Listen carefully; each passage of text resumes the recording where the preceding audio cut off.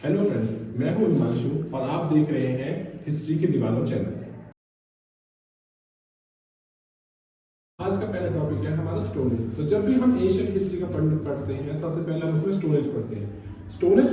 Storage की starting में हम दो टर्म्स देखेंगे। पहला है सबसिस्टेंस इकोनॉमी और दूसरा है सरप्लस इकोनॉमी।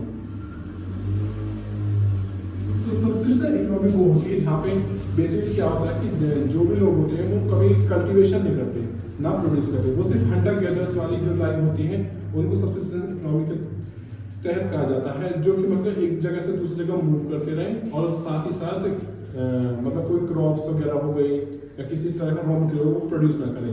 सरप्लस इकोनॉमी में आता है स्टेबल इकोनॉमी, जहाँ पे क्या है कि परमानेंट सेटलमेंट्स होती हैं और जो पीपल होते हैं वो एग्रीकल्चर करते हैं, है ना, कॉटन इंडस्ट्रीज करते हैं। इस तरह से ये दो इकोनॉमीज के बारे में होगा। और एंशिएंट हिस्ट्री में हम यहाँ से जानेंगे कैसे सबसिस्टेंस इकोनॉमी से सरप्लस इकोनॉमी का हमारा सफर है। हिस्ट्री पढ़ने का सबसे मेन बेनिफिट ये होता है कि अगर हिस्ट्री आप अगर पढ़ रहे हो तो हिस्ट्री में मेन होता है कि आपको एक चीज को दूसरी चीज से लिंक करना चाहिए। जब तक आप उनका रिलेशन समझ के लिंक नहीं करोगे तो आपको हिस्ट्री हमेशा टफ ही लगेगी और इजी ही लगने के लिए ये सबसे आसान तरीका है। तो सबसे पहला आता है हमारे पास पैरेलल।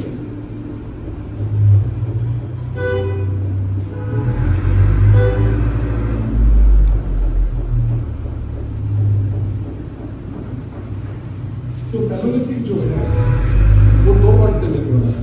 एक होता है पैलो, दूसरा होता है लिथिक। पैलो मीन्स होता है ओल्ड एज, यानी पुराना, लास्ट एज। और लेथिक्स जो है वो ग्रीक वर्ड से लिया गया है। इससे ग्रीक वर्ड लिथियस, जिसका मतलब होता है स्टोन। सो पैलोलिथिक का मतलब होता है ओल्ड स्टोन एज। अब आते हैं कि पैलोलिथिक की जो टाइम पीरियड है वो है क्या।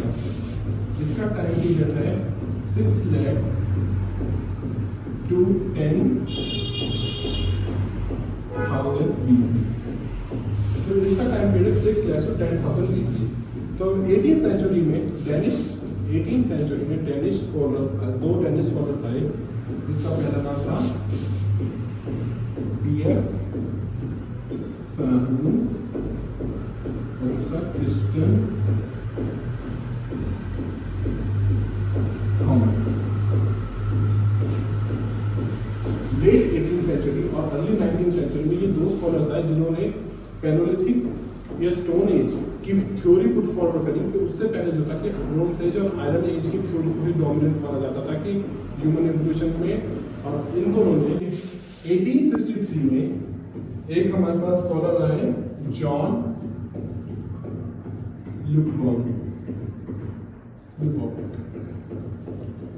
जॉन लुबॉक एक स्कॉलर थे जिन्होंने पैलोलिथिक को दो पार्ट्स में डिवाइड किया था।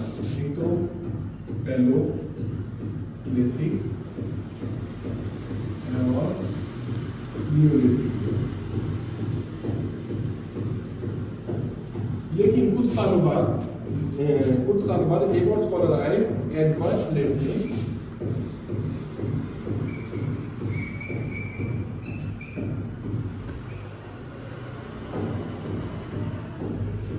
कुछ सालों बाद जो है एडवर्ड लूट ने आए, जिन्होंने पैलोलिथिक को 3 पार्ट्स में डिवाइड किया, मिडिल,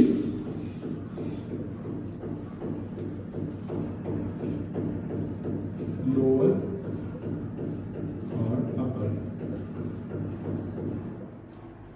सो इसमें कोई कंफ्यूजन की बात नहीं है। इनका टाइम पीरियड आप देख लोगे, जैसे इनका टाइम पीरियड देखोगे आपको समझ आ जाएगी कि ये मतलब किस तरह से आया, इनमें क्या क्या डेवलपमेंट्स आए, वो हम आगे फर्दर वन बाय वन करके सारा जानेंगे। तो लोअर पैलोलिथिक का टाइम पीरियड है 6 lakh to 1 lakh BC। और मिडिल पैलोलिथिक का टाइम पीरियड है 1 lakh to 40,000 BC। और अपर पैलोलिथिक का टाइम पीरियड है 40,000 to 10,000 BC। तो ये इनका टाइम पीरियड है। एक बार इनका टाइम पीरियड आप नोट कर लो कि ये आए थे। तो 1863 में जॉन लुबॉक ने थ्योरी दी स्टोन एज को डिवाइड किया पैलोलिथिक और न्यूलिथिक में। फिर कुछ ही कुछ साल बाद एडवर्ड लाटे आए जिन्होंने इनको 3 पार्ट्स में डिवाइड किया, आप lower middle upper. Lower middle upper का टाइम, लोअर का टाइम है 6 lakh to 1 lakh BC, middle का है 1 लाख टू 40,000 और अपर का है 40 टू 10,000 BC। सो अब हम स्टार्ट करेंगे लोअर पैलोलिथिक से। लोअर पैलोलिथिक जो है वो क्या है, दो टाइप के इसका टाइम पीरियड पहला भी लोग लीजिए। लोअर पैलोलिथिक का टाइम है 6 लाख टू 1 लाख BC। तो इसमें पहला पॉइंट आता है हमारे पास, इसमें दो टाइप के टूल्स सामने आते हैं। पहला चॉपिंग टूल और दूसरा हैंड एक्स। बेसिकली क्या है, इस टाइम पीरियड से स्टोन एज की शुरुआत हुई। तो इस टाइम पे जो स्टोन टूल्स हुआ करते थे वो काफी हद तक मतलब इतने वेल डिफाइंड नहीं हुआ करते थे, मतलब काफी सिंपलर फॉर्म हुआ करते थे, जिनका सिर्फ वन पर्पस ही होता कि या तो वो चॉपिंग करेंगे या फिर वो उससे मतलब वेपन बना के हंटिंग करेंगे, ठीक है ना। अब साथ ही साथ एक रीसेंट डिस्कवरी हुई थी इंडिया के अंदर, जो सबसे रीसेंट डिस्कवरी हुई है लोअर पैलोलिथिक की, वो हुई है पोटवारी प्लेट्यू में, है ना, जो कि है जो रिसेंट डिस्कवरी हुई पोटवारी प्लेट्यू में हुई है, जहाँ पे हमें काफी सारे लोअर पैलोलिथिक टाइम पीरियड के हमें स्टोन टूल्स मिले, है ना। और साथ ही साथ एक सेकंड भी है,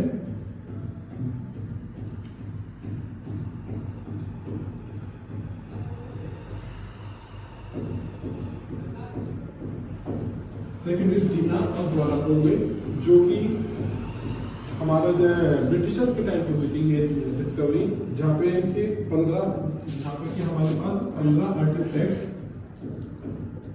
हमें मिले थे,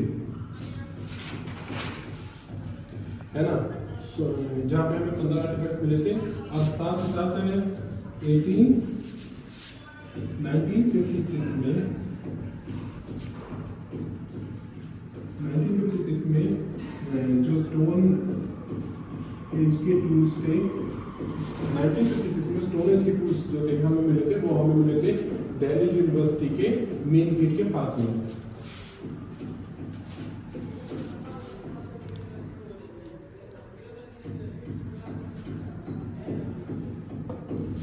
दिल्ली यूनिवर्सिटी के पास में। और एक हुई थी हमारे पास 1983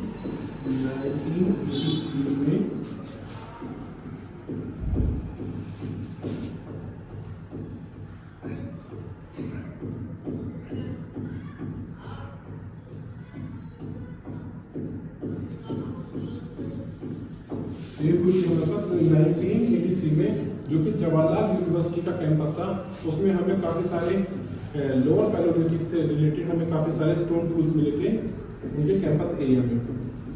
और एक और जो भी थी वो हुई थी गुजरात में,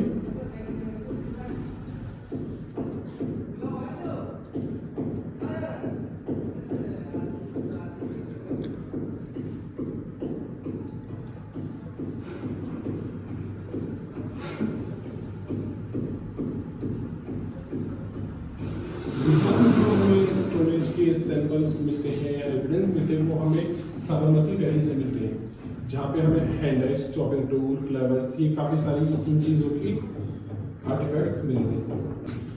सो अब हम आते हैं मिडिल पैलोलिथिक में। सो पहले सबसे पहले देखें इसका टाइम पीरियड। मिडिल पैलोलिथिक का जो टाइम पीरियड है वो 1,40,000 BC तक का है, ठीक है ना। मिडिल पैलोलिथिक को जो है फ्लेग कल्चर भी बोला जाता है, क्यों? क्योंकि इस टाइप के फ्लेग टूल्स थे वो काफ़ी ज़्यादा इंट्रोड्यूस हुए थे। इस टाइम हम ये कह सकते हैं कि जो हमारे लोअर पैलोलिथिक के टूल थे हैंडल्स और चॉपिंग टूल, वो पूरी तरह मतलब एक्सटेंड नहीं होते, बल्कि क्या उन्हीं में थोड़ा सा मॉडिफिकेशन हो गया था और फ्लेग कल्चर में आ गया था, जिसको हम जिस समय से फ्लेग कल्चर में माना जाता है। मिडिल पैलोलिथिक के जो हमें काफ़ी सारे एविडेंस मिलते हैं कॉन्टिनेंट पर, लेकिन इंडियन कॉन्टिनेंट में अगर हम बात करें तो इसके हमें इतनी एविडेंस नहीं मिल पाते जितने हमें लोअर पैलोलिथिक पे मिलते हैं। अब एक प्रोफेसर आते हैं डॉक्टर एच डी श्रृंखला, डॉक्टर एच डी श्रृंखला की जो है pre and proto history of India and Pakistan, उनमें उन्होंने बताया है, उनमें उन्होंने मिडिल पैलेयोलिथिक को लेकर पूरा अच्छे से एक्सप्लेन किया कि इंडिया और पाकिस्तान का जो रीजन है यहाँ पे कितनी मिडिल पैलेयोलिथिक को लेकर हमें एविडेंस मिलते हैं, क्या क्या होता है। अगर इसके स्टोन टूल्स पे बात की जाए तो इसके स्टोन टूल्स होते हैं चर्ड, जेस्पर एंड स्क्रैपर। ये इसके कुछ मेनली टर्म्स दिए गए हैं जो इस टाइम मिडिल पैलेयोलिथिक के जो स्टोन टूल्स है उनके नाम है। और जो नॉर्थ वेस्ट का रीजन है वहाँ पे हमें काफ़ी सारे इसके एविडेंस मिलते हैं, जैसे कि हमें मिलता है फोर्ट वाली प्लेट्यू,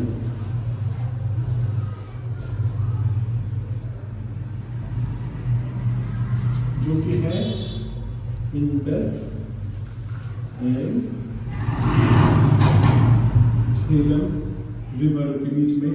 हमें काफ़ी सारे ये मिडिल पैलेयोलिथिक को लेके हमें काफ़ी सारे एविडेंस मिलते हैं कि जो हम जैसे कि उस टाइम पे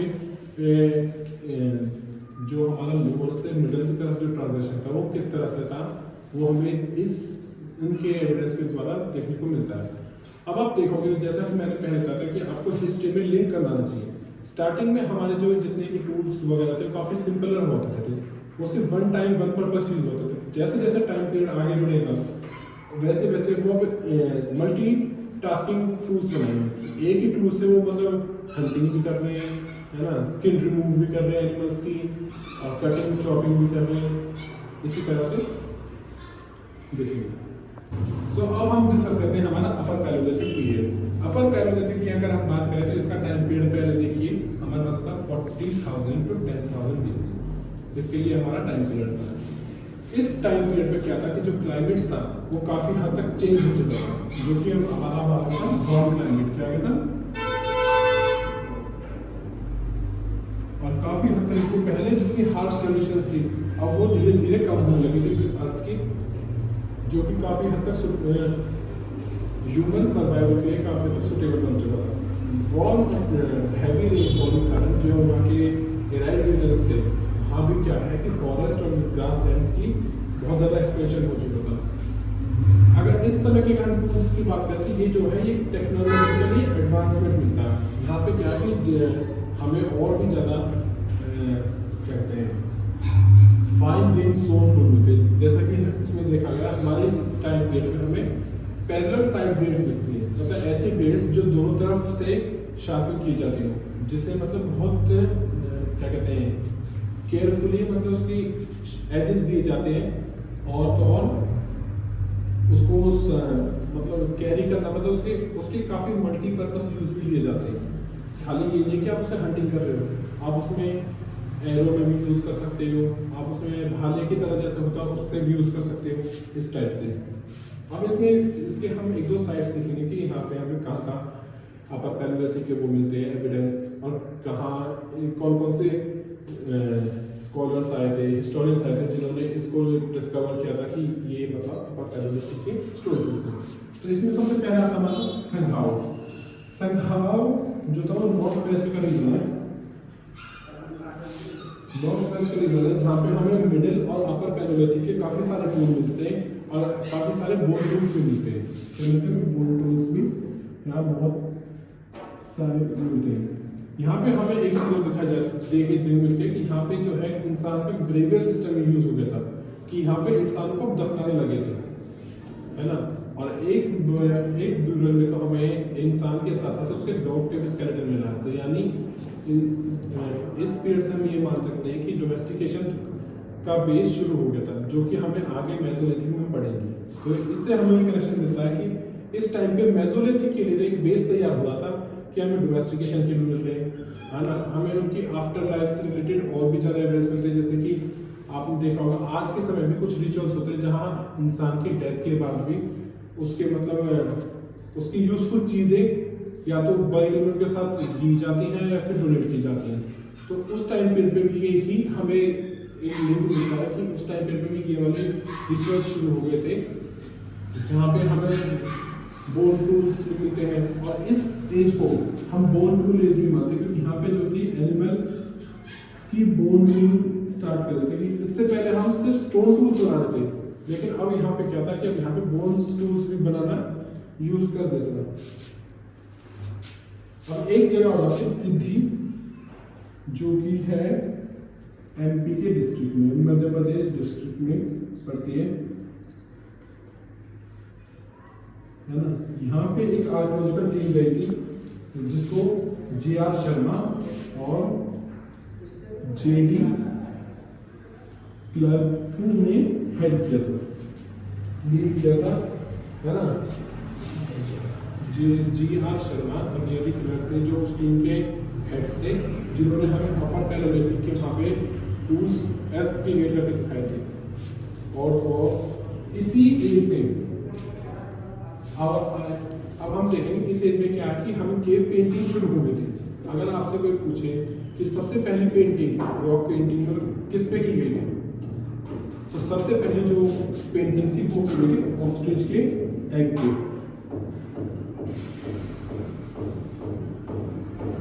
सबसे पहले एशियन पेंटिंग जो हमारी हुई थी वो हमेशा ऑस्ट्रिच एग पे की थी स्टोन। उसके बाद हमने वॉल्स पे पेंटिंग स्टार्ट की थी। इसमें हमें मिलता है अब हम पढ़ते हैं हमारा मेसोलिथिक। जैसा कि अभी तक आपने देखा होगा कि हमने पहले डिस्कस किया था पैलेयोलिथिक, लोअर, मिडिल एंड अपर। हमने वन बाय वन तीनों में देखा था कि क्या क्या ग्रेजुअल चेंजेस आए थे उनके स्टोन टूल्स में, सोशल पैटर्न बिहेवियर में, है ना, और क्लाइमेट में कैसे चेंज आए थे। तो हमने अपर में जब देखा था कि क्लाइमेट चेंज हो गया था, है ना, वो थोड़ा सा कॉम्प्लेक्स टूल्स था वो जा रहे थे। तो ये एक रिलेशन है कि क्या कहते हैं पैलेयोलिथिक से मेसोलिथिक की तरफ का जो ट्रांजिशन हो रहा है उसके लिए जो अपर पैलेयोलिथिक है उसमें बेस तैयार किया, जिसमें हमें वो स्टोर करते हैं। मेसोलिथिक का अगर हम बात करें तो इसका टाइम पीरियड आता है 10,000 से 4,000 बीसी। इसी पीरियड को हम ट्रांजिशन पीरियड कहते हैं। क्यों? क्योंकि इस टाइम पे आके जो हम ताकि क्लाइमेट काफ़ी हद तक चेंज हो चुका था, है ना। हैवी रेनफॉल की वजह से जो लेक्स और पॉन्ड्स थे वो काफ़ी बढ़ गए थे, ग्रीन फॉरेस्ट की बहुत ज़्यादा बढ़ रही थी, और काफ़ी सारे नई नई species of wild animal plants भी आ गए थे। ठीक है ना। इस फेज में हमें एक और चीज़ मिलती है माइक्रोलिथ्स। माइक्रोलिथ्स क्या होते हैं कि स्टोन टूल्स जो हैं अब और भी ज़्यादा छोटे उसमें आने लगे थे, छोटे और लाइट वेट में लगे थे, और ज्योमेट्रिक शेप्स आ गए थे। क्या हो गई थी? ज्योमेट्रिक शेप्स आ गई थी।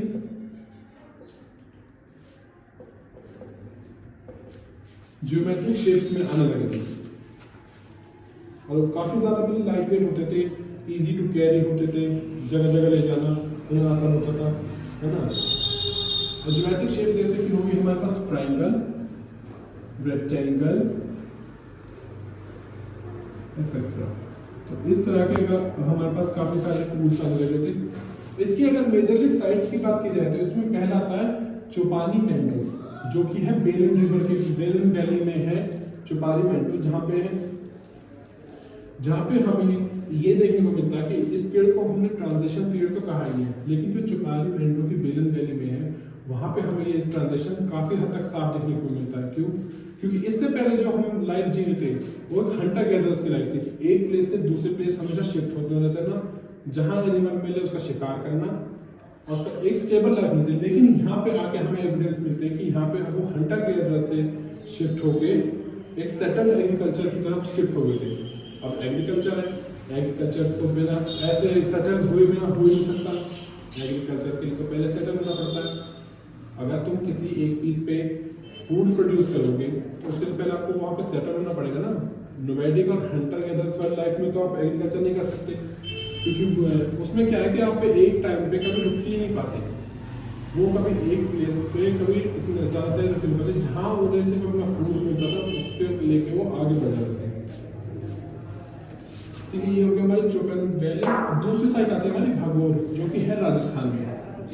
यहाँ पे हमें काफ़ी सारे ज्योमेट्रिक माइक्रोमेट स्टोन टूल्स मिले और एनिमल बोन्स के साथ मिले। ठीक है ना। अगला आता है हमारे पास सराय नहर राय। सराय नहर राय इसको माना जाता है कि ये जो है एक ड्राई ऑक्सबोल लेक हुआ करता था,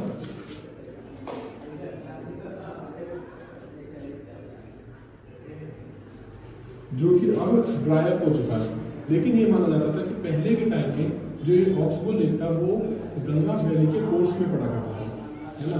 तो उस टाइम पे वो ड्राई अप नहीं था।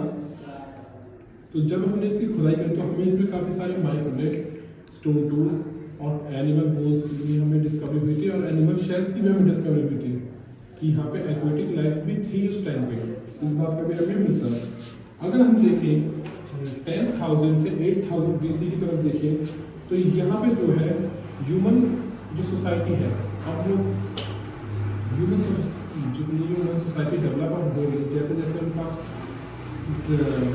फेजेस आगे बढ़ते जा रहे हैं। तो यहाँ पर क्या था, यहाँ पे जो था अब वाटर बॉडीज के पास सेटलमेंट्स होने लगे थे।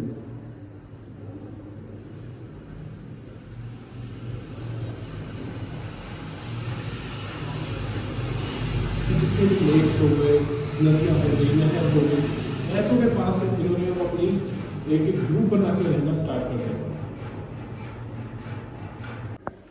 सो अब तक हम देख रहे थे कि मेसोलिथिक हम ट्रांजिशन पीरियड देख रहे थे, उन्होंने स्टोन टूल्स की बात करें।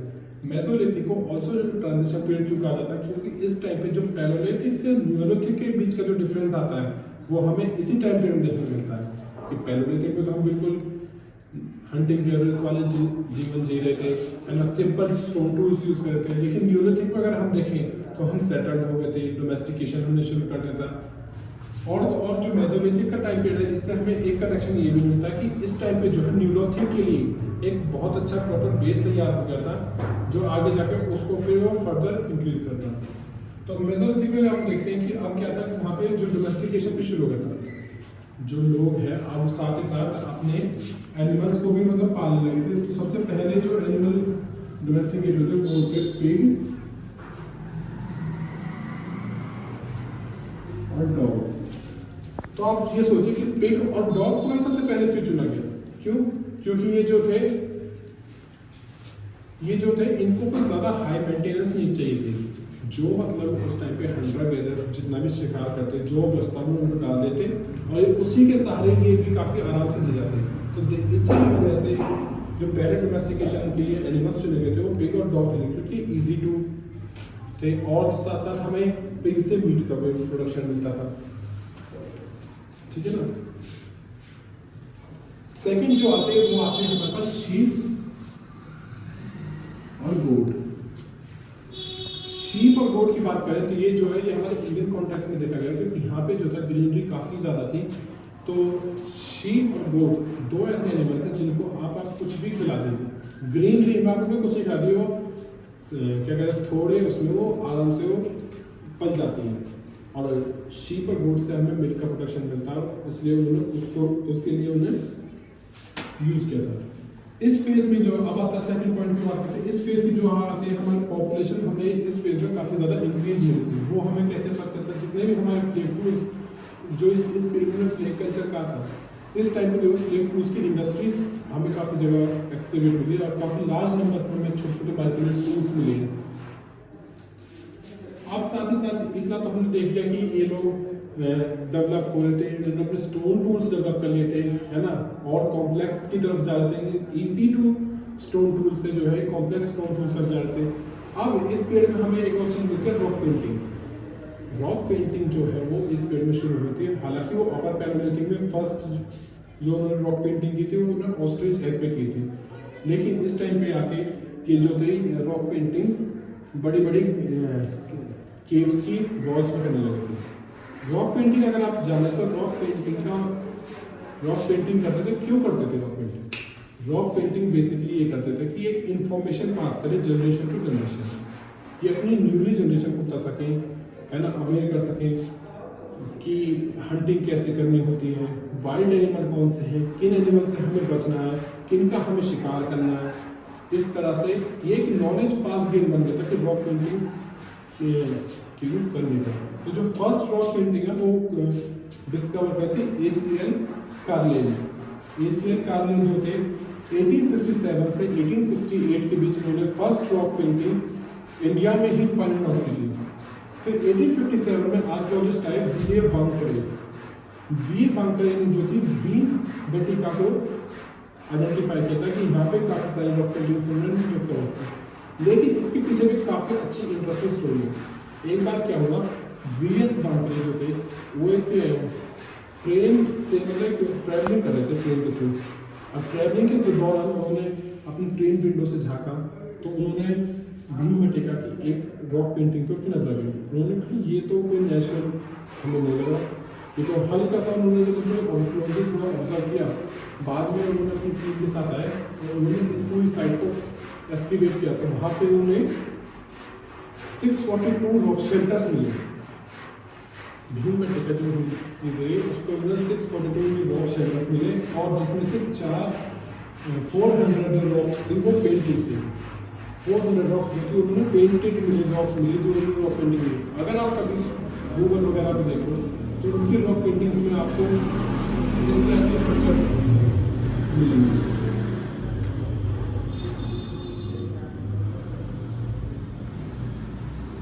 कुछ इस टाइप की ज्योमेट्रिकल नॉन ज्योमेट्रिकल शेप्स मिलेंगी और साथ ही साथ इसमें जो रॉक पेंटिंग थी वो एक तरह से लेबर डिवीजन को भी दर्शाती है। कैसे कि कौन शिकार पे जाएगा, कौन फूड गैदरिंग करेगा, घर पे रहेगा, है ना। मेल्स की जितनी फिगरिंग होती थी वो इस टाइप से एग्जैक्ट होती थी, जबकि फीमेल्स को जो था वो पूरा बनाया जाता था, मतलब इस टाइप से करके। तो इस टाइप से करके उनकी पूरी फिगर होती थी। ये जो था कि हमें लेबर डिवीजन के बारे में पता चलता है, प्लस इसमें हमें सोशल क्लास के बारे में पता चलता है कि कौन उस टाइम पे कितना हायर पोजीशन पे शिकार करता है नहीं करता, कौन फूड गैदरिंग करता घर पे रह के वगैरह वगैरह। अब आता है अगर ये रॉक पेंटिंग करते थे तो इनके पास कलर कहाँ से आए, है ना। तो जो इनके पास कलर्स आते वो जो थे मिनरल मिक्सचर, नेचुरली जो सॉइल और माउंटेन्स के रॉक्स के बीच जो मिनरल्स डिपोजिशन होती है उसको वो पानी के साथ मिक्स करके एक मिनरल मिक्सचर बना के पेंटिंग किया करते थे। जैसे कि ऑब्जर्व अगर आप उनकी कभी उनकी पेंटिंग चेक करो तो बेसिकली हमें 3 कलर मिलते हैं, रेड, वाइट और ग्रीन। रेड कलर जो था बेसिकली वो एक सॉइल से मिलता है जिसको आज भी हम कहीं ना कहीं यूज किया जाता है, जिसे हम बोलते हैं गेरू।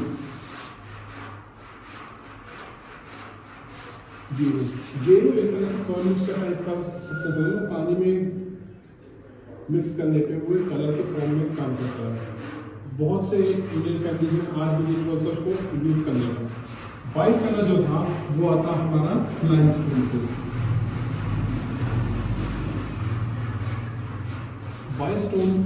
लाइमस्टोन को पीस के और उसको पाउडर फॉर्म में करके जब उसको पेंटिंग किया जाता है। अगर हम बात करें कि और तो और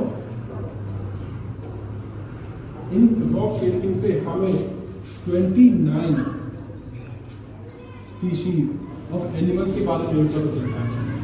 रॉक पेंटिंग की हेल्प से हमें 29 एनिमल्स की स्पीशीज के बारे में पता चलता है, जैसे कि रॉक पेंटिंग्स हमने डिस्कस कितनी मिलती थी। जो भीमबेटका की सबसे बड़ी हमें उसको सबसे ज़्यादा रॉक पेंटिंग हमें वहाँ देखने मिलती है। रॉक पेंटिंग से एक तो हमें नॉलेज मिलती है। उन टाइम पर वो एक नॉलेज पास का वक्त होता है, हंटिंग वगैरह की नॉलेज कैसे पास करनी है, किन एनिमल से हमें बचना है वगैरह वगैरह। अब आते हैं कि रॉक पेंटिंग्स थे। रॉक पेंटिंग्स में 29 स्पीशीज हमें मिलते हैं कि उस टाइम पे कौन कौन सी एनिमल्स की स्पीशीज हुआ करती थी।